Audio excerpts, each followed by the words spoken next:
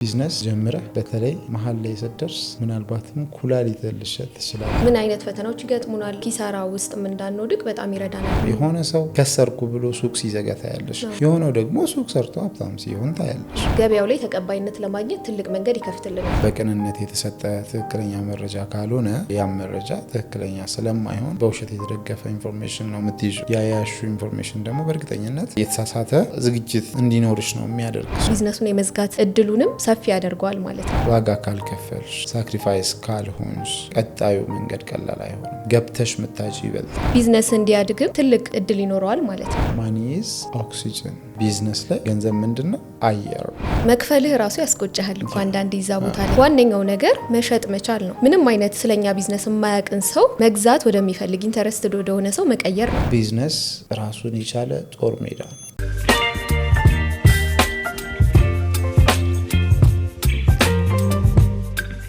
ሰላም ጤና ይስጥልን። የተወደዳችሁና የተከበራችሁ የትርታ ቢዝነስ ሪቪው ቤተሰቦች እንደምን ቆይታችኋል? ፈጣሪ ይመስገን እኛ በጣም ሰላም ነን። ትርታ ቢዝነስ ሪቪው እንደሚታወቀው የተለያዩ የቢዝነስ ሀሳቦችን፣ የገበያ ጥናትና ሌሎች ጠቃሚ መረጃዎችን ወደ እናንተ በማቅረብ ይታወቃል። እንግዲህ ዛሬም ለእናንተ ይጠቅማል ብለን ያሰብነው መረጃ ወደ እናንተ ለማድረስ በስቱዲዮአችን ተገኝተናል። እንግዲህ ከስቱዲዮአችን ሆነን ወደ እናንተ የምናቀርበው ያው እንግዲህ እንደሚታወቀው በጣም ብዙ የማሽነሪ ሪቪው የቢዝነስ ሀሳቦችንና ሌሎች ጠቃሚ የምንላቸው መረጃዎች ወደ እናንተ ስናቀርብ ቆይተናል። በእነዚህም መረጃዎች ብዙ እንደተጠቀማችሁ በማሰብ እንደ አዲስ ወደ ቤታችን ለምትቀላቀሉ ይጠቅማል ብለን የምናስበውን አንድ ሀሳብ ልንወያይበት ወይ ደግሞ ይህንን ሀሳብ ልናንሸራሽር ነው ከስቱዲዮ የተገኘ ነው። ይህም ሀሳብ በቢዝነስ ዙሪያ ወይ ደግሞ አንድ ሰው ቢዝነስን ሲያስብ ምን ምን ማካተት አለበት፣ በየትኛውም ኮንዲሽን ቢዝነስን ስንጀምር መያዝ ያለብን መሰረታዊ የምንላቸው ነጥቦች አሉ። እነዚህ ነጥቦች ምን ምንድናቸው የሚለውን ወደ እናንተ የምናደርስ ይሆናል። ፕሮግራሙን ከመጀመሪያው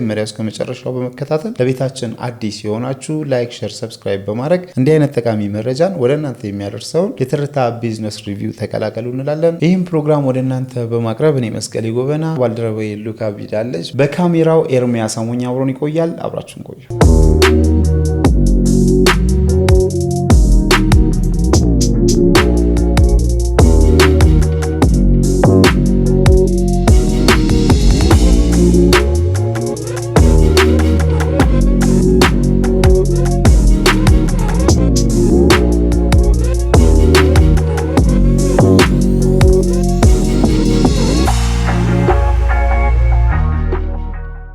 ሰላም ሉኪ። ሰላም መስቀሌ፣ እንደምን አለ? ፈጣሪ ይመስገን በጣም ደህና ነኝ። እንግዲህ ዛሬ ከስቱዲዮአችን ለቤተሰቦቻችን በቢዝነስ ዙሪያ ሀሳብ ልንሰጥ ተገኝተናል። አንተም እንደገለጽከው ቅድም በትርታ ቢዝነስ ሪቪው ዩቲዩብ ቻናላችን የተለያዩ ቢዝነሶችን እንቃኛለን። ስለዚህ ተመልካቾቻችን ደግሞ በራሳቸው ከነሱ አማራጮች ቢዝነስ መጀመር ሊያስቡ ይችላሉ። ስለዚህ ለዛ ይጠቅማል ብለን ስላሰብን ነው ዛሬ ቢዝነስ ለመጀመር ሲታሰብ ምን ምን ነገሮችን ከግምት ውስጥ ማስገባት አለባቸው የሚለውን ነገር እንመለከታለን ማለት ነው። በጣም ጥሩ። እንግዲህ በመሰረታዊነት አንድ ሰው ቢዝነስን ሲጀምር ምን ማሰብ አለበት ወደሚለው ቀጥታ እንግባና አንቺ ያጠናሻቸው ጥናቶች ስላሉ እነዚህን ጥናቶች መሰረት በማድረግ እስኪ እንጀምር። እሺ፣ እንግዲህ ያው እንደሚታወቀው አንድ ሰው ቢዝነስ ልጀምር ብሎ ሲያስብ የመጀመሪያው ነገር ሀሳብ ነው። ሁሉ ነገር ከሀሳብ ነው የሚጀምረው። ስለዚህ አንድ ሰው አንድን ቢዝነስ ማሰብ አለበት ማለት ነው። ለምሳሌ እኛም ከዚህ በፊት የሰራነው ሪቪው ይኖራል። የለውዝ ቅቤ ማምረት ቢዝነስን ብንመለከት አንድ ሰው እንደ ሀሳብ የለውዝ ቅቤ ማምረት ብሎ ሊነሳ ይችላል። ነገር ግን ያንን ሀሳብ ደግሞ የሚመግቡ የተለያዩ ሀሳቦችን ማደራጀት አለበት። ያንን ቢዝነስ አድርጎ መሬት ላይ አውርዶ ለመስራት ማለት ነው። ስለዚህ የመጀመሪያው ነገር የቢዝነስ ሀሳብ ነው። በጣም ጥሩ። የቢዝነስ ሀሳብን የመጀመሪያ ካደረግን የቢዝነስ ሀሳባችን ትክክል መሆኑን በምን እናውቃለን? ቢዝነስ ለመጀመር የሚያስብ ሰው አብዛኛው ጥያቄው ነው ብዬ ማስባለሁ። አሁን ያነሳኸው የቢዝነስ ሀሳባችን ልክ ነው ልክ አይደለም የሚለውን ነገር መረዳት ዋነኛው ነገር ነው። እኛም በዛሬ ቪዲዮአችን ይዘንላችሁ የመጣ ነው ሀሳብ ይህንን የሚያጠናክር ነው። ሀሳቡ ልክ ነው ልክ አይደለም ለማለት ግምት ውስጥ ማስገባት ያሉብን ብዙ ነገሮች አሉ፣ ቅድምም እንደገለጽኩት። ስለዚህ በዛሬ ቪዲዮአችን ለተመልካቾች ይሄንን እናደርሳለን ማለት ነው። በጣም ጥሩ። እሺ፣ እንግዲህ ቀጥታ ወደ ነጥቦቹ እንግባና አንድ ሰው የሆነን ሀሳብ አሰበ። ሀሳቡ ብቻ ቢዝነስ ሊሆን አይችልም። አሁን እንዳልሽኝም ትክክል ነው ትክክል አይደለም ብለን እንደ ቼክ ሊስት የምንይዛቸውን ነጥቦች ይዘናል እና እነዚህ ነጥቦች ምንድን ናቸው? ያው ከዚህም በፊት በቢዝነስ በማማከርም ዙሪያ የተለያዩ የቢዝነስ ቅኝቶችን በማድረግ ዙሪያ የተለያዩ ስራዎችን ለብዙ ዓመታት ተሰርቷል በዚህ ዩቲዩብ ቻናል እና ከዛም አንጻር የተለያዩ ጥናቶችን በማድረግ ነው ዛሬም ቪዲዮ ይዘንላችሁ የመጣ ነው ለተመልካቾች አይደለ? እና በመጀመሪያው ነገር የገበያ ጥናት ነው ብዬ አስባለሁ። ምክንያቱም አንድ ሰው የቢዝነስ ሀሳቡ ልክ ነው ልክ አይደለም የሚለውን ሲያነሳ የመጀመሪያው ነገር ገበያ ላይ ያለውን ተፈላጊነት ማጥናት አለበት። ይሄ ነገር ይሸጣል ወይ፣ መሬት ላይ ተወርዶ መሰራት ይቻላል ወይ የሚለውን ተፎካካሪም ከማጥናት አንጻር ከዋጋም አንጻር የገበያ ጥናት ዋነኛ ነገር ነው ብዬ አስባለሁ። አንተስ ምን ታስባለህ? እኔም ካንቺ ሀሳብ ነው የምቀጥለው። ማንኛውም ሀሳብ ከባለቤቱ ሲመነጭ በጣም ጥሩ ነው የሚሆነው። ምክንያቱም የሀሳቡ ባለቤት ራሱ ስለሆነ ለሀሳቡ ተጠያቂነቱን ራሱም ስለሚወስድ ሰው በራሱ ሰበብም እንዳይፈጥር ያው ብዙዎቻችን እንደሚታወቀው የሆነ ነገር ስናደርግ ድንገት ከተሳካልን ባለቤትነትን የመስጠትም ችግር አለብን። ካልተሳካ ደግሞ እሷ ነች እኮ እሷ ነች እንደዚህ ያለችን ምናምን መባባልም አለና ለዚህም ከብዙዎቻችን ጥሩ ካልሆነው ከዚህ ባህሪ አንጻር ብንነሳ ሀሳብ የራስ ሀሳብ በጣም ጥሩ ነገር ነው። ሲቀጥል ደግሞ ብዙ የቢዝነስ አማካሪዎችን ይህንን ሀሳብ ስታነሽላቸው እንደ ምሳሌ አድርገው የሚጠቀሙት የእንቁላሉ ምሳሌ ነው። ሰው እንቁላል ከውስጥ ሲመታ ወር ደግሞ ሲፈነዳ ነብስ ይዘራል ወይ ደግሞ ነፍስ ነው የሚፈራው። ያ ማለት እንግዲህ ጫጩት ነው ከውስጥ የሚወጣው። ከውጪ ሲመታ ደግሞ ያ ጫጩት ወይ ደግሞ ያልደረሰው እንቁላል ይፈነዳል፣ ይበላሻል ነው፣ ይሞታል፣ ነፍስ ይጠፋል ነው። ስለዚህ ሀሳብ ከውስጥ ከራስሽ ሲሆን በጣም ጥሩ ይሆናል። ሰው ያንን ሀሳብም ደግሞ ለማጠናከር እንዳልሽው የገበያ ጥናት በጣም ኢሹ ነው። የገበያ ጥናት ላይ ስንመጣ እንግዲህ ገበያ የሚጠናው ቅድም ጠቅሰሽዋል። ይሄ እኔ ወደ ገበያ ይዤ የምገባው ስራ ምን ያህል አዋጭ ነው፣ በአሁኑ ሰዓት ምን ያህል ተፈላጊ ነው የሚለውን ነገር ማየት አለብን። ይፈልጋል በጣም ማየት ይፈልጋል። እና ተፈላጊነቱ ላይ ደግሞ እርግጠኛ መሆን መቻል አለብን። ያ ማለት እንግዲህ የሆነን ሀሳብ ከማድረጋችን ከመፈጸማችን መሬት ከማስያዛችን በፊት እርግጠኛ መሆን ከባድ ነው። ነገር ግን እርግጠኛ ነን በምንለው ልክ መሄድ አለብን። ምክንያቱም የጎደለን ነገር ነው አቅማችንን የሚይዘው። ገባሽ አይደል? ምናልባት ያጠናሽው ጥናት ሙሉ ካልሆነ ውስጥሽ ራሱ በሙሉ አቅም ወደ ስራው አይገባም። ስለዚህ አቅምሽ ቀነሰ ማለት ስኬትሽ በዛው ልክ ይቀንሳል። ምክንያቱም ትልቁ ኃይላችን አቅማችን ነው። የኛ የውስጥ አቅማችን ለዚህ ስራ ራሱን መስጠት መቻል አለበት። አለበለዚያ እንግዲህ ወደ ስራ ሲገባ በጣም ከባዱ ኬዝ ራስን መስጠት የምንለው ነገር ነው። የሆነ ሰው ከሰርኩ ብሎ ሱቅ ሲዘጋ ታያለሽ። የሆነው ደግሞ ሱቅ ሰርቶ ሀብታም ሲሆን ታያለሽ። የሆነን ስራ ሰርቶ በጣም የሚገርም ስኬት ላይ ሲደርስ ታያለሽ። ከዛ ደግሞ ሌላኛው በዛው ስራ ሲከስር ታያለሽ። እና ይሄ ምንድን ነው ሲባል አንዳንድ ስንፍናን ባህል ያደረጉ ወይ ደግሞ በቃ ሰበብን መደገፊያ ያደረጉ ምናልባትም እንግዲህ እንደኔ አይነቱ ሊሆን ይችላል። እና ሰበብ ገባሽ አይደል? በቃ ይሄ ነው እንዲያደረገኝ ብሎ ማሰብ የሚመጣው ከምንድን ነው? ጥናታችን ላይ እርግጠኛ ካለመሆን። አቅማችን የሚያንሰው እርግጠኛ ካለመሆን ነው። እና የመጀመሪያ ላይ ያነሳሽው ነጥብ ይሄ ጥናት ያልሽው ነገር በጣም ጥሩ ነጥብ ነው ብዬ ነው የምማስበው። እዚህ ጋር ለመጨመር ያክል የገበያ ጥናት ላይ ብዙ ሰው የማይረዳው ነገር አንደኛ ሄደን ስናጠና ከዚህ በፊት ስራው ላይ የነበሩ ሰዎችን ነው የምናገኘው፣ ኮምፒቲተር የምንላቸው የተፎካካሪ የምንላቸው። ስለዚህ ብዙ አመት እዛ ስራ ላይ ከማሳለፋቸውም አንጻር ምን አይነት መንገድን እንዳለፉም እንረዳለን። ስለዚህ ብዙ አመት እዛ ስራ ላይ የቆዩ ሰዎችን በምናጠናበት ጊዜ እኛ ገና የምንጀምረው ምን አይነት ፈተናዎች ይገጥሙናል በዛ ስራ ዙሪያ፣ እናም ደግሞ ኪሳራ ውስጥ እንዳንወድቅ በጣም ይረዳናል ብዬ አስባለሁ። በጣም ጥሩ። ያ እንግዲህ ፈተናዎቹንም ሪስክ ኤንድ ኦፖርቹኒቲ ነው የምንለው። ያ ስለዚህ ኦፖርቹኒቲ ይሄንን እድሉንም ፈተናውንም ማወቅ እንችላለን እንዳልሽው። ነገር ግን ብዙ ጊዜ ጥናት ስናደርግ የምናገኘው ዳታ በጣም ጥንቃቄ ይፈልጋል። አንዳንዴ የምናገኘው ዳታ ኮንፊደንሻል ካልሆነ፣ የምናገኘው ዳታ ከአንድ ግለሰብ የተሰበሰበ ከሆነ ከተለያየ ሰው ጠጋ ብለሽ ጠይቀሽም እና ደግሞ ትንሽ ቀረብ ብለሽ አብረሽም ሰርተሽ ቢሆን ይመከራል። ምክንያቱም በቅንነት የተሰጠ ትክክለኛ መረጃ ካልሆነ ያም መረጃ ትክክለኛ ስለማይሆን በውሸት የተደገፈ ኢንፎርሜሽን ነው የምትይዙ። ያያሹ ኢንፎርሜሽን ደግሞ በእርግጠኝነት የተሳሳተ ዝግጅት እንዲኖርሽ ነው የሚያደርግሽ እና እሱም መረጃው ራሱ ከማን ነው የሚለው ነገር አሳሳቢ ነው የሚሆነው። ያንን ጥናት ስናደርግ እዛ ጋር እንደ አንድ ቢዝነስ ጀማሪ ሳይሆን እዛ ቦታ ላይ ወይ እንደ ተቀጣሪም ሊሆን ይችላል ወይ ደግሞ ቀርቦ እንደሚያወያይ አይነት ሰው ነው እንጂ ቢዝነስ ጀማሪ ሆነን አስበን በምንሄድበት ጊዜ እነሱም ያን ያህል ፍላጎቱ አይኖራቸውም ለኛ በቂ መረጃ የመስጠት ማለት ነው። ስለዚህ በዛ መንገድም ቢዝነስ ጀማሪዎች በምን መልኩ እነሱን መቅረብ አለባቸው የሚለውን ነገር ማሰብ አለባቸው ብዬ አስባለሁ።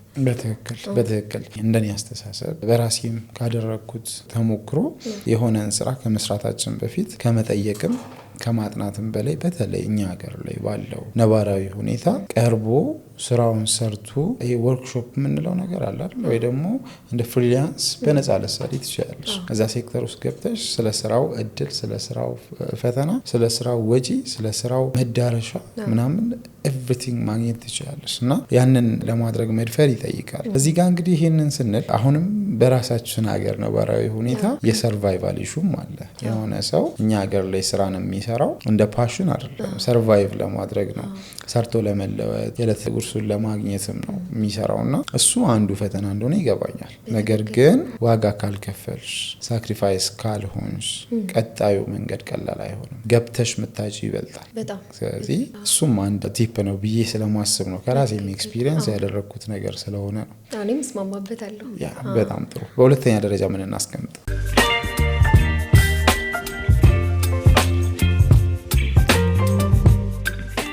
በሁለተኛ ደረጃ እንግዲህ ያው የገበያ ጥናት ላይ የሚካተት ነገር ቢሆንም ለብቻው ግን ማሰብ አለብን ብዬ ስላሰብኩኝ ነው። ቫልዩ ፕሮፖዚሽን የምንለው ወይ ደግሞ እኛ ገበያው ላይ ስንወጣ የምንሰጥ የተለየ ቫልዩ ወይ ዋጋ ምንድን ነው?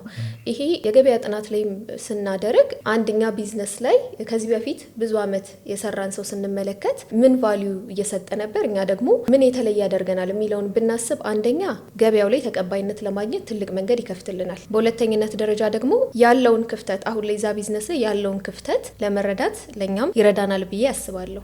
ያንተ ሀሳብ ምንድነው? የምትጨምርበት ሀሳብ ካለ? በጣም ጥሩ። ስለዚህ ይሄ ቫልዩ የምንለው ነገር ቀላል ነገር አይደለም። የሚገርመው የተለያዩ ውሃዎችን እናያለን እኛ ሀገር ላይ እና የመጀመሪያውን ስያሜ ይዘው ነው እስካሁን ያሉት ሃይላንድ። ግን ከአንዱ ሃይላንድ ወደ ሌላኛው ሃይላንድ ወይ ደግሞ ከአንዱ ከታሸገ ውሃ ወደ ሌላኛው የታሸገ ውሃ ስትይጂ እንደ ቫልዩ የምታዩ ነገር ምንድን ነው? አንድ ምናልባት ቀረብ ብሎ የሚያይ አይነት ሰው ከሆነ እዛ ላይ የሚጠቀሱትን ፓኬጂንጉ ላይ የሚጠቀሱትን ሚነራሎች ያነባል። አንዳንዱ ደግሞ ቀጥታ ውሃ ብሎ ነው አዞ የሚገዛው። ስለዚህ እነዚህ ሰዎች ወይ ደግሞ እነዚህ አምራቾች ምን አይነት ቫልዩ ጨመሩ ቢባል የገበያውን ስፋት ነው እንደ ቫልዩ አድርገው የተጠቀሙት። ፍላጎቱ አለ፣ ቫልዩ ብትጨምሪም ባጨምሪም ገበያው አለ ብለው ስላሰቡ ብዙ የተለየ ነገር አላየውም። እንደኔ ማክሲመም የምታዩ የቦትሉ ስትራክቸር ይቀያየራል፣ የቦትሊንጉ ስትራክቸር ይቀያየራል። እሱም ቀላል አይደለም። ኖርማሊ አስበውበት የራሳቸውን ቦትል ስትራክቸር አንዱ ስትራቴጂ ነው፣ ጥሩ ነው እና ነገር ግን በተለይ በእንትን ላይ ይሄ ቫልዩ ላይ ስትመጪ ሰፊ የሆነ ፖይንት ነው፣ ብዙ ነገር ነው የሚጠበቅብሽ። ኖርማሊ ብዙ ሲባል የምታደርጊያት ትንሽዬ ድሮፕ ትንሽ ድሮፕ ቢዝነሱን ይቀይረዋል። እንደ ቤስት ኤግዛምፕል እኔ ልግለጽ ብል እንኳን የምገልጸው ለምሳሌ ራይድ ትራንስፖርት ላይ እናውቀዋለን አይደል? መጀመሪያ የነበረው ራይድ ነበር፣ ዜን ፈረስ መጣ። አሁን ላይ ገበያው ላይ በጣም ፕሬስ አድርጎ እየሰራ ያለው አብዛኞቻችን የምንጠቀመው የቱ ነው እናውቀዋለን። ቀጥሎ ደግሞ ሌሎች እነዚህ ቫልዩ የምንላቸው ነገሮች ናቸው ከአንዱ እያስበለጡ የሚሄዱት እና ቫልዩ ሲባል እንግዲህ ወደ ምግብ ከሄድሽ ከጣም ይጀምራል። እንትና የምታዘጋጀው ምግብ፣ እዛ ቤት ያለው ምግብ፣ ከዛስ አሁንም ሌላኛው ቫልዩ ኢቨን ከከስተመር ሰርቪስ ጋር ማገናኘት ትችላለሽ። አንቺ ደንበኞችሽን ሲመጡ በምን መልኩ ነው የምታስተናግጂው? እሱ ራሱ ትልቅ ቫልዩ ነው። ስለዚህ ቫልዩ ሲባል የሆነ ነገር መጨመር ማለት ነው። ስለዚህ ምንድነው የምትጨምሪው? ከነበረው አንቺ አካባቢ ካለው ምናልባት እኮ ሌላ አካባቢ ከአንቺ የተሻለ ይኖራል።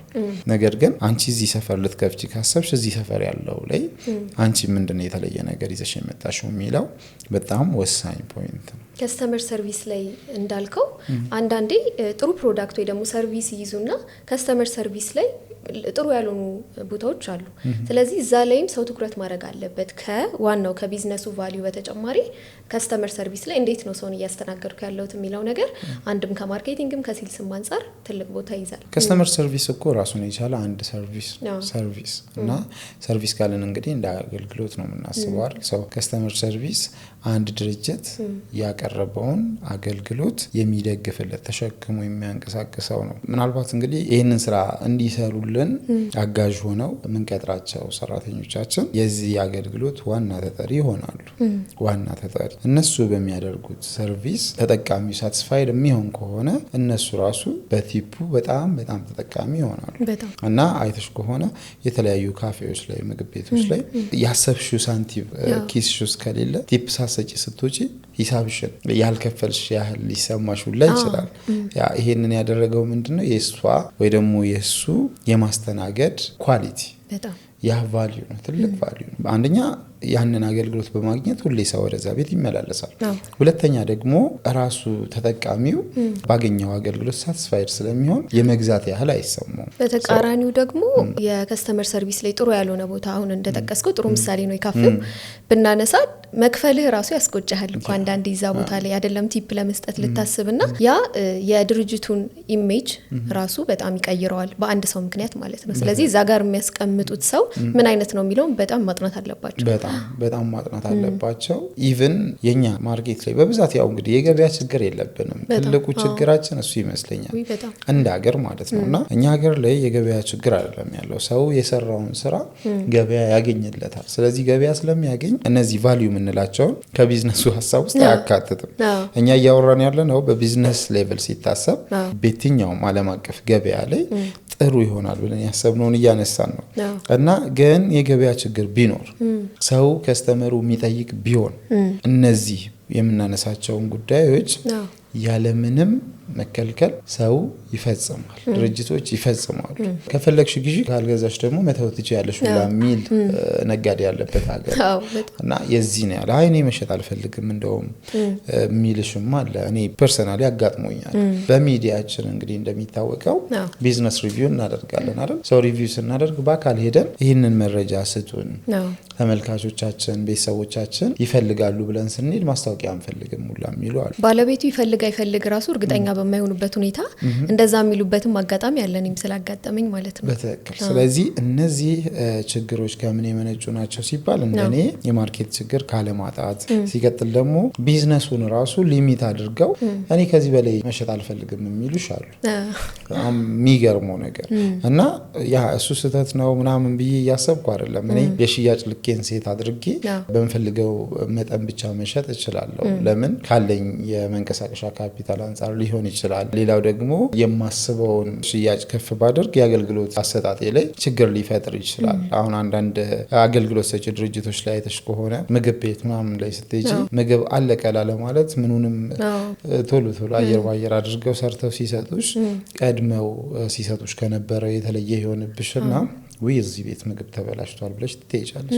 ስለዚህ በቃኝ ማለትም መልካም ነው፣ ግን ባላንስ ማድረግ በቃኝ ስንል ካለመቻል ነው ሳቲስፋክሽን ሬታችን የዛን ያህል ስለሆነ ነው ወይስ በዘፈቀደ ነው የመጣ ይምጣ ያልመጣ አይምጣ ብለን የምናስብ አይነት እንዳይሆን ነው እንጂ ያም የራሱ እይታ አለውና ይሄ ሁለተኛው ፖይንት ቫልዩ ፕሮፖዚሽን ነው ያልሽው ኢሹ ነው። ትልቅ ድርጅቱን ተሸክሞ የሚንቀሳቀስ ነገር ነው። ቀጣይነት እንዲኖረው አሁን ትርፋማነትም ላይ ስንመጣ እኮ አንድ ቢዝነስ ብዙ ገዢ ስላገኘ ብቻ አይደለም። ሎንግ ተርሙን ስናስበው ይሄ ከስተመር ሰርቪስ ያልከው በተለይ በጣም ጥሩ ፖይንት ነው። በጣም መስማማበት ፖይንት ስለሆነ ነው። ከከስተመር ሰርቪስ በተጨማሪ ደግሞ ያነሳናቸው ሀሳቦች በሙሉ ተዳምረው ነው አንድን ድርጅት ወይ አንድን ቢዝነስ ትርፋማ የሚያደርጉት እና ይሄንንም ተመልካቾች ከግምት ውስጥ ማስገባት አለባቸው ብዬ አስባለሁ። በትክክል ሰው ከዚህ በመቀጠል እንግዲህ ወደ ሶስተኛው ነጥብ ነው የምንሄደው። ሶስተኛው ነጥብ ምንድነው?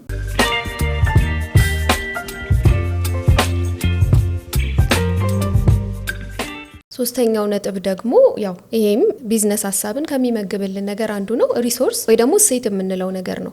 ሪሶርስ ላይ ስንመለከት መጀመሪያ ሐሳባችን ላይ የሚመጣው ነገር ገንዘብ ነው። ከገንዘብ በተጨማሪ ግን እኔ ችሎታ አለኝ ወይ ኔትወርክ አለኝ ወይ ይሄንን ነገር ሊሰራልኝ የሚችል ሰው። አንዳንዴ ኦፖርቹኒቲው ፊት ለፊታችን ይሆንና ነገር ግን እሱን መመልከት ሳንችል ኪሳራ ውስጥ ልንገባ እንችላለን። ይሄ እንዴት ይሆናል? ካፒታል ላይ ነንካሽ የምንላቸው ቅድም የገለጽኳቸው ከገንዘብ ውጪ ያሉትን ትቶ ሰው ገንዘቡ ላይ ብቻ ትኩረት ባረገ ቁጥር ኪሳራ ውስጥ ሊገባ ይችላል። ምክንያቱም አንተ ለምሳሌ በቅርብህ ካለ ሰው አንድ ችሎታ እንዳለ ያወቅ ሌላ ሰው ግን በትልቅ ገንዘብ ሊሆን ይችላል ያን ሰው ለመፈለግ ራሱ የምታወጣው አቅም ጊዜ ጉልበት ራሱ እንደ ብር ቢተመን ብዙ ነው ብዬ አስባለሁ። ስለዚህ ካፒታል ላይ መጀመሪያ ነንካሽ የሆኑትን እጃችን ላይ ያሉትን ካሰባሰብን በኋላ ወደ ፋይናንሻል የሆነው ካፒታል መምጣት ብንችል የተሻለ ነው ብዬ አስባለሁ። አንተ ምን ሀሳብ አለ እዚህ ላይ? ሪሶርስ ካልሽኝ ሪሶርስ ቅድም የጠቀሻቸው ያስማሙኛል።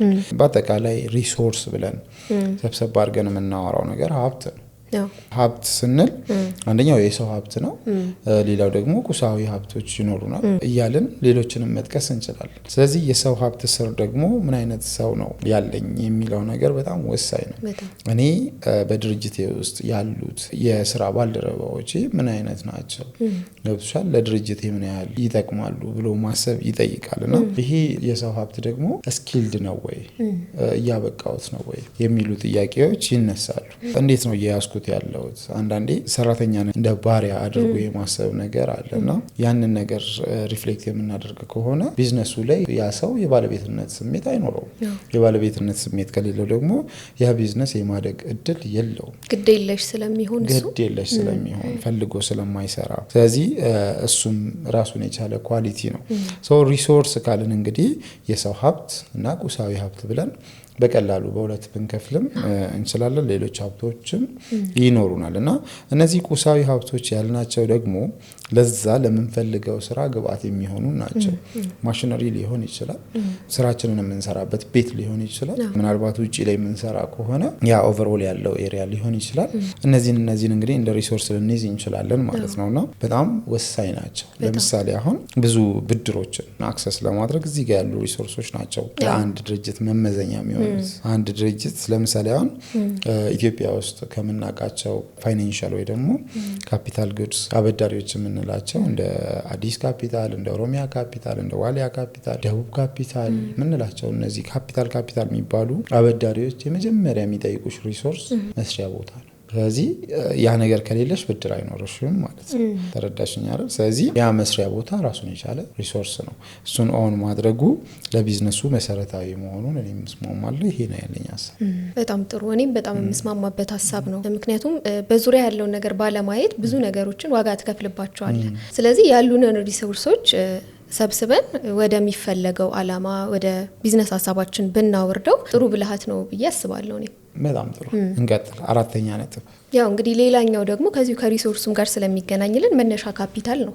መነሻ ካፒታል ሁሉም ሰው መጀመሪያ ሀሳቡ ላይ የሚመጣው ነገር ነው ብዬ አስባለሁ። እንደውም በፊት ከገለጽናቸው ነገሮችም በላይ ማለት ነው። ምክንያቱም ያው ቅድምም እንደገለጽኩት ፋይናንሻሉ ላይ ትኩረት ስለምናደርግ መነሻ ካፒታል ላይ ምን ነገሮች ይካተታሉ ስንል ያው የመጀመሪያው ነገር ቢዝነሱን ለማስጀመር ቅድም እንዳልከው ማሽነሪዎችን ለማሟላት ሊሆን ይችላል፣ ቦታ፣ እነዚህን የመሳሰሉ ነገሮች ነው። ወርኪንግ ካፒታል ላይም ደግሞ ስንመጣ ከ2 እስከ 3 ወር ባለው ጊዜ ውስጥ ቢዝነሳችንን ሰስቴን አድርጎ እንዲቆይ የሚያደርገውን ገንዘብ ማቀድ አለብን ማለት ነው። ስለዚህ ወርኪንግ ካፒታል ላይ ድንገተኛ ወጪ የምንለው እነዚህ ነገሮች አካተን ነው መነሻ ካፒታላችን ላይ ማቀድ ያለብን ብዬ አስባለሁ። ስለዚህ አንተ ምን ሀሳብ አለ እዚህ ላይ የምትጨምረው? በጣም ጥሩ። እንግዲህ እኔ መነሻ ካፒታል የሚለው ላይ ወርኪንግ ካፒታል መነሻ ወርኪንግ ትንሽ እንትን የሚል ይመስለኛል። የሚጋጭ ያው ዳይሬክት አቻ ትርጉም ነው ብዬ አላስብም። የሚጋጭም ባይሆን አቻ ትርጉም ነው ብዬ አላስብም እና አሁን መነሻ ካፒታል ስንል መነሻ ነው ላይክ መነሻ። ስለዚህ ከተነሳም በኋላ ላይኖር ይችላል ነው ያ ካፒታል ብዬ የማስበው እና በዚህ ቃሉ ባንጠቀም ደስ ይለኛል። ወርኪንግ ካፒታል በሚለው ብያዝ ለምንድነው መነሻ ካፒታልን ብቻ አስበው የሚነሱ ሰዎች በመሃል ቢዝነስ ባይዘው የራሱ የመነሻ ጊዜ አለው። በመጀመሪያ ቢዝነሱን በከፈትሽበት ቀን በከፈትሽበት ሰዓትና በዛው ወር ኦር ኢቭን እስከ ወር ልንወስደው እንችላለን። የጠበቅሽውን አይነት ምላሽ ላታገኝ ትችላለሽ፣ አታገኝም በብዛት ማለት ነው። ቢዝነሱ ይወስነዋል። በጣም እርግጠኛ ሆኜ ይሄ አይሆንም ብዬ ማለት ባልችልም ቢዝነስ የራሱ የመክፈያ ጊዜ አለ። የጀመርሽው ቢዝነስ የሚከፍልሽ የራሱን ታይም ጠብቆ ነው እንደየቢዝነሱ ማለት ነውና ስለዚህ ወርኪንግ ካፒታልሽ ጥሩ ሲሆን ቢዝነሱ ዋጋ ሲያስከፍልሽ መቋቋም ትችላለሽ ማለት ነው። አቅም ለማደራጀትም ወርኪንግ ካፒታል ወሳኝ ነው። በጣም ኢሹ ነው። ቢዝነሱን ላለመዝጋት ሁላ ይረዳሻል ማለት ነውና ያሁን ምንድነው አንዳንዴ የተለያዩ ወርክሾፖችን የመካፈል እድሉ ነበርኝና በእነዛ ወርክሾፖች ላይ እንደ ኤግዛምፕል ትርፍ የምንጠብቅበት የጊዜ ገደብ ምን ያህል ነው ተብሎ ሲጠየቅ ምናምን ሰማለሁ። አንዴ እንደውም የሆነ ስቴጅ ላይ ምናልባት ከኦዲየንሶቻችን አንዱ ያየውም ሊሆን ይችላል እርግጠኛ መሆን ባልችልም አንድ እህት እኔ የሆነን ቢዝነስ ጀምሬ 3 ወር ካለፈ እዘጋዋለሁ ያለምንም ትርፍ ኦር ደግሞ የምጠብቀውን አይነት ትርፍ እስካላመጣልኝ ድረስ እዘጋዋለሁ አለች ማለት ነውና እንደዛ ስትል ስቴጁን ስትመራ የነበረች አንድ ኢንተርፕሬነር በጣም ተጽዕኖ ፈጣሪ የምትባል ነች እና ብላ የመለሰችው ምላሽ በጣም ብዙዎቻችንን ያስደነገጠ ነው። አንቺ አይደለም ለቢዝነስ እንደዚህ ቶሎ መዘጊ ከሆነ ብታገቢም ለፍቺ ትፈጥኛለሽ ማለት ነው ያለቻት። ስለዚህ ምንድነው የሆነ የምትታሽበት ጊዜ አለ። ሙቀት መፍጠር አልፈልግም ማለት በጣም ብዙ ጊዜ ዩቲዩቦች ላይ ትርፋማ በአንድ የምትለወጡበት በዚህ ጊዜ የምትለወጡበት ተብሎ ተሰርቷል። እኛም ብለናል። ነገር ግን ቆም ብለሽ ስታስቢ ቢዝነስ ራሱን የቻለ ጦር ሜዳ ራሱን የቻለ ምንድነው ራስሽን ይጠይቅሻል፣ የቤተሰቦችሽን ጊዜ ይጠይቅሻል፣ ከራስሽ ጋር ያለሽን የፋሚሊ ታይም ጠቅሻለሁ፣ ሌሎች የራስሽ ኢንተርቴይን የምታደርጊበት ጊዜዎች ይኖራሉ፣ የምትማሪበትን ጊዜ ይወስድብሻል። ኢቭን ኮንፍሊክት ሊፈጠር ይችላል። በዚህ መሃል ምን አይነት ኮንፍሊክቶች ናቸው የሚፈጠሩት? ስራውን ምናልባት በፓርትነርሺፕነት ጀምረሽ ሊሆን ይችላል። እነዛ ነገሮች አንቺ የምትጠብቂውና ያ ሰው የሚጠብቀው አንቺ የምትሰሪውና ያ ሰው የሚሰራው አብሮ ላይሄድ ይችላል ምናምንና እነዚህ ነገሮች በራሳቸው መስመር እስኪይዙ ጊዜ ይጠይቃል። አይደለም ስራው መስመር እስኪይዝ ማለት ነው። ዛሬ እኔና አንቺ ስራ ብንጀምር አንቺ ከኔ የምትጠብቂው እኔ ከአንቺ የምጠብቀው 100% ፊት አያደርግም። ስለዚህ እስክንግባባ አትሊስት ቢዝነሱ አይደለም እኔና አንቺ ሁላ እስክንግባባ ጊዜ ይወስዳል። ስለዚህ ወርኪንግ ካፒታላችን የዚህኔ ምንድነው ማለት ነው መቆያችን ነው። ሶ የስራ በቃ ይሄ እኔ 500,000 ብር አለኝ በ500,000 ብር ይሄን እንገዛለሁ ይሄን እንትን ላለው ወደ ስራ ብሎ መግባት የሆነ ቢዝነስ ላይ ሊያዋጣ ይችላል፣ ሁሉም ላይ ግን አይሰራም። በተለይ መጀመሪያ ላይ ብቻ የምናደርገው ስምምነት አይደለም የሚያስቀጥለን። ከዛ በኋላ ባሉ ጉዳዮች በደንብ ቁጭ ብሎ ማሰብ ያስፈልጋል። በተለይ ቅድም ያነሳው ፓርትነርሺፕ ያልከው ላይ እዛ ላይ ካልሰራንበት የመቀጠል እንትኑ በጣም ትንሽ ነው የሚሆነው ቢዝነሱ ማለት ነው። እና ደግሞ ሌላኛው ቅድም ስታነሳው ወርኪንግ ካፒታል ላይ ያው መነሻ ካፒታል ሲባል ብዙ ጊዜ የምናስበው መነሻዋን ስለሆነ ነው እንጂ መነሻ ካፒታል የሚለው ሐሳቡ ራሱ ከሴትአፕ ኮስት እና ወርኪንግ ካፒታልን ያጠቃልላል። ሰው ግን ያው መነሻ ካፒታል ሲባል ሁሉንም ሰው እያልኩኝ አይደለም፣ ግን የመጀመሪያዋን ብቻ ስለሚያስብ ቅድም ያልከው ኪሳራ ላይም ሊሆን ይችላል ቢዝነሱን የመዝጋት እድሉንም ሰፊ ያደርገዋል ማለት ነው። ወርኪንግ ካፒታልንም ኮንሲደር ማድረግ አለበት። በትክክል። በተለይ እንግዲህ እዚህ ጋር ጥንቃቄ እንዲደረግ የምንፈልግበት ዋነኛው ነጥብ ምንድነው ከዚህ ቀደም ወር ደግሞ 2-3 ላይ የጠቀስነው ትክክል አይደሉም ትኩረት አይፈልጉም ማለት ሳይሆን እዚህ ጋር መነሻ ካፒታል ላይ ጉዳዩ ገንዘብ ነው። ፈረንጆች ምን ይላሉ አሉኝ አንድ አባት ማኒ ኢዝ ኦክሲጅን ገብቶሻል። ቢዝነስ ላይ ገንዘብ ምንድነው አየር ነው የሚያንቀሳቅሰው። ለሰው ልጅ አሁን አየር ካላገኘሽ ሰርቫይቭ አታደርጊም። ስለዚህ ማኒ ኢዝ ኦክሲጅን በጣም ነው ያስማማኝ። ለምሳሌው ስራ የዛን ያህል ገንዘብ ያስፈልግሻል። በጣም ይገርመኝ ደግሞ አንዴ ምንድነው የሰማሁት የሆነ እቃ ሲያስገቡ ክብደቱን ለመናገር ነው ላይክ ቀለል አድርገው የሆነን ስራ እንደዚህ ብለው ሰዎች ዘለው እንዲገቡበት አልመክርም። ሰው ክብደቱን ለመግለጽ ሰውዬው የተናገሩት አንዴ ቢዝነስ ጀምረህ በተለይ መሀል ላይ ስትደርስ ምናልባትም ኩላሊት ልትሸጥ ትችላለህ ያሉኝ።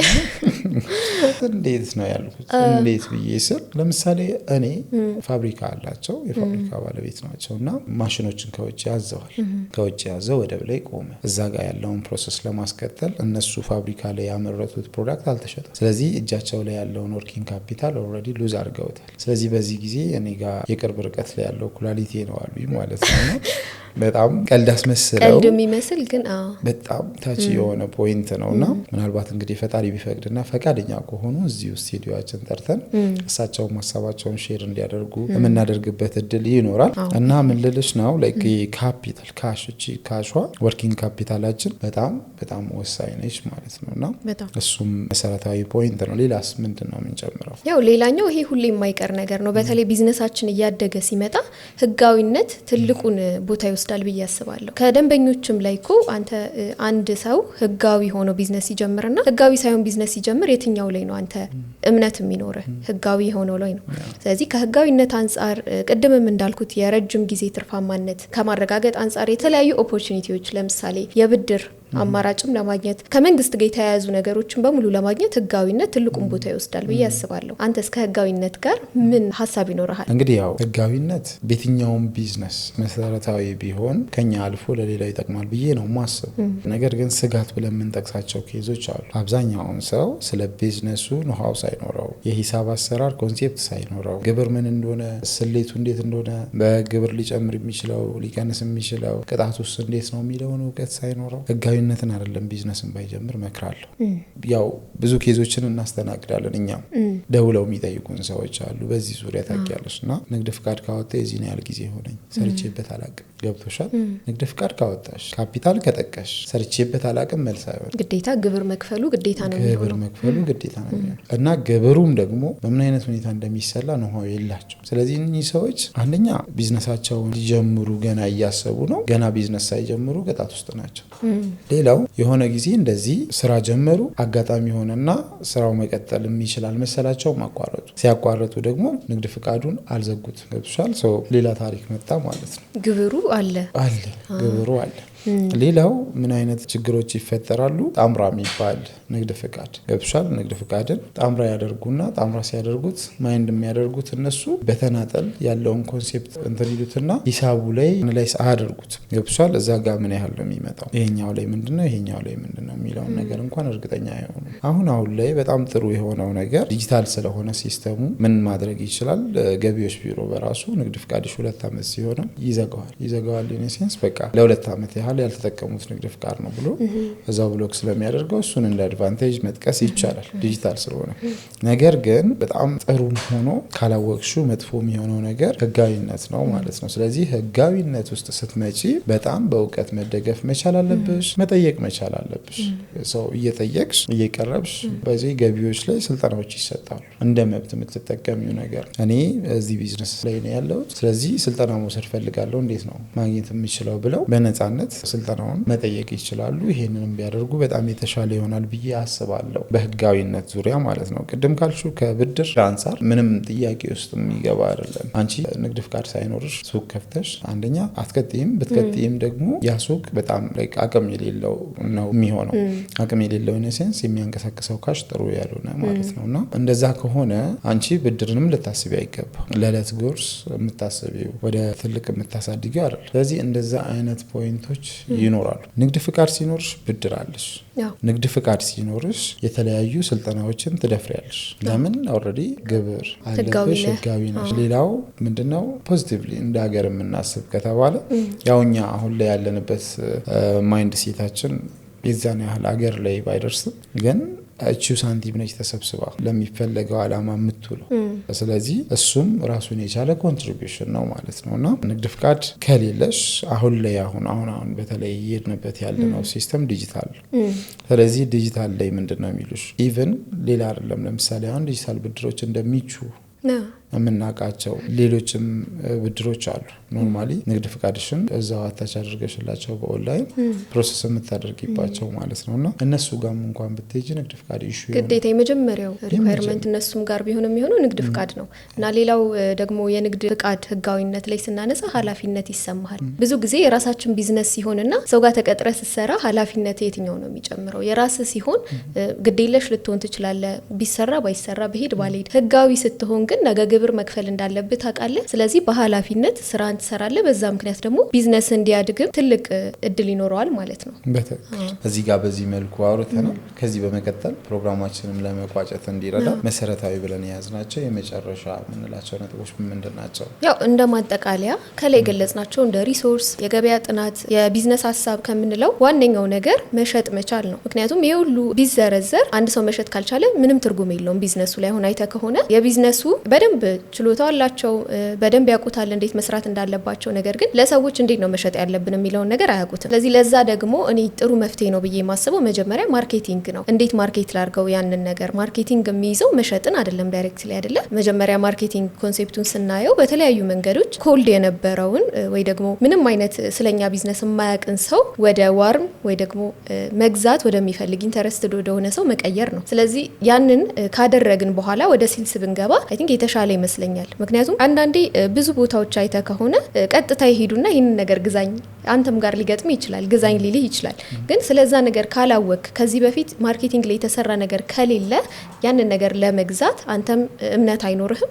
በዛው ልክ ደግሞ እነሱም ቢዝነሳቸው አያድግም ማለት ነው። እና እስቲ አንተ ካለህም ኤክስፒሪየንስ አንፃር በዚህ ጉዳይ ምን ትላለህ? ያ በጣም ጥሩ። እንግዲህ ያው ሴልስ እና ማርኬቲንግ በጣም ኢሹ ናቸው እንግዲህ ኢሹ ናቸው፣ ወሳኝ ናቸው እያለ ነው እስካሁንም የመጣ ነው። እኚህም ደግሞ በጣም ኢሹ ናቸው፣ ምንም የሚያደራድሩ አይደሉም።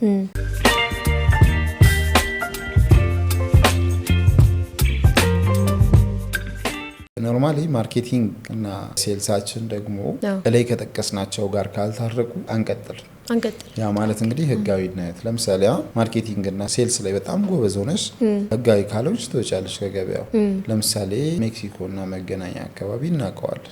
ድንገት እንዲህ እያለፍሽ ቅድም ላልሽው ነገር ነው፣ ስለ ፕሮዳክቱ እውቀቱ የለሽ እያለፍሽ የሽያጭ ኳሊቲያቸው በጣም ኃይለኛ ስለሆነ ምንም ስሙን ሰምተሽ የማታውቂው ማርኬቲንግ ያልተሰራለትን ፕሮዳክት አየር ላይ ይሸጡልሽ። አየር ላይ ቤትሽ ስትገቢ ያ እቃ ኳሊቲ የለውም። ቤትሽ ስትገቢ ያ እቃ የሚቀጥልም አይደለም ወይስ በጣም የሚገርመው በዛ ቀን አታበቂም፣ ሌላም ቀን እንደዛ ትጭበረበሪያለሽ። ይሄ መጭበርበር ነው ብዬ ነው የማስበው። ስለዚህ ይሄንን የፈጠረው የሽያጭ ኳሊቲ ነው። ነገር ግን ከህጋዊነት ጋር የተያያዘ ስላልሆነ ምን ይሆናሉ እነዛ ሰዎች? እዛ ጋር የሉ፣ ከሆነ ጊዜ በኋላ ገበያው ላይ የሉ፣ የሆነ ቦታ ይገባሉ ማለት ነው። ሰው የት እንደገቡ እንኳን አናውቅም። እቃቸውን እንኳን ወደን ዋጋቸው እንኳን ጥሩ ነው ብለን ብናስብ እነሱን ፈልገን አናገኛቸው። ስለዚህ እነዛ ከላይ የጠቀስናቸው እንደ ሪሶርስ ያሉ፣ እንደ ወርኪንግ ካፒታል ያሉ፣ እንደ ህጋዊነት ያሉ ነገሮች ላይ ዲፔንድ ሆነን ማርኬቲንጋችን እና ሴልሳችን ጥሩ ከሆነ በእርግጠኝነት ቢዝነሳችን በጣም ሰስቴን ማድረግ ይችላል፣ መቀጠል ይችላል ማለት ነው። ስለዚህ ኢሹ ናቸው። ማርኬቲንግ በጣም ኢሹ ነው፣ ሴልስ በጣም ኢሹ ነው። እና እንደውም ኮምፒት ሲያደርጓቸው እንትኖችን ሴልስ እና ማርኬቲንጎችን ከሌላ ስራ ክፍል እነዚህን በጣም ዋና ቦታ ይሰጧቸዋል። በጣም ዋና ቦታ። ያ ማለት እንግዲህ አምራች አምርቷል፣ ሌላውን ስራ የሚሰራው ሰርቷል። ከዛ በኋላ ካልተሸጠ ምንድን ነው አንተ ጋር ነው የሚቀረው። ማርኬቲንግ እና ሴልስ ላይ በተለይ በጣም ትኩረት መደረግ አለበት ብዬ አስባለሁ ከቀጣሪውም አንፃር። ስለዚህ ይህንን ኢሹ እንደ ኢሹ እንውሰድና በቀጣይ ቪዲዮ እንግዲህ ሰፋ ያለ ማብራሪያ ይዘን እንመጣለን ማለት ነው። ያው በትክክል ጥሩ ቆይታ አድርገናል። ተመልካቾችም እርግጠኛ ነኝ ብዙ ነገር አግኝተውበታል ብዬ አስባለሁ ይሄንን። ምክንያቱም ቢዝነስ ሀሳብን ሲያስቡ ቀጣይ ስቴፕ ምን ሊሆን ይችላል ብለው ግራ እንደሚጋቡ አስባለሁ እና ይሄ ቪዲዮ ጥሩ መረጃ ይሰጣቸዋል ብዬ አስባለሁ። በጣም ጥሩ። አሁን እንግዲህ እኛም ይጠቅማል ብለን የምናስበው መረጃዎች እየቃኘን ነው የምናደርሰው ለቤተሰቦቻችን። በዚህ መልኩ እንግዲህ ቃኝተናል። ቀጣይ ከዚህ የተሻለ መረጃዎችን መስራት እንድንችል ቤተሰቦቻችንን በኮሜንት ቦክስ ላይ ሀሳብ አስተያየታቸውን እንዲሰጡን እንጠይቃለን። ሌላው ደግሞ ከዚህ በተለየ እኛ ለነሱ እንድናቀርብላቸው የሚፈልጉትን ሀሳቦች ካሉ እነዛን ሀሳቦችም እንግዲህ እንዲጠይቁን በነፃነት እንዲያወያዩን ከወዲሁ ማሳሰብ እንወዳለን። እንግዲህ የተወደዳችሁና የተከበራችሁ ቤተሰቦቻችን ባያችሁት መልኩ ለዛሬ ያዝንላችሁን ፕሮግራም በዚሁ አጠናቀናል። ይህን የመሰለ ፕሮግራም እንግዲህ ወደ እናንተ ለማድረስ የተለያዩ ጥናቶችን ማድረግ ነበረብን። ያንንም ለእናንተ ክብር ስንል አድርገናል። ይህንንም መረጃ እንግዲህ ወደ እናንተ ስናደርስ ይጠቅማችኋል ብለን በማሰብ ስለሆነ እንዲህ አይነት ጠቃሚ መረጃዎች ወደ እናንተ እንዲደርሱ ቻናላችንን ሰብስክራይብ ማድረግ አይረሳ። ለወዳጅ ዘመድ እንዲደርስም ሼር በማድረግ ተባበሩን እንላለን። ይሄን የመሰለ መረጃና ሌሎች መረጃዎችንም ለማግኘት ትርታ ቢዝነስ ሪቪው ቤታችሁ ይሁን ለማለት እንወዳለን። ይሄን የመሰለ መረጃ ወደ እናንተ ስናደርስ የነበረው እኔ መስቀሌ ጎበና፣ ባልደረባዬ ሉካቢድ አቢል ነበረች። በካሜራማን ደግሞ ኤርሚያስ አሞኛ አብሮን ነበረ። አብራችሁን ስለቆያችሁ በድጋሚ እናመሰግናለን።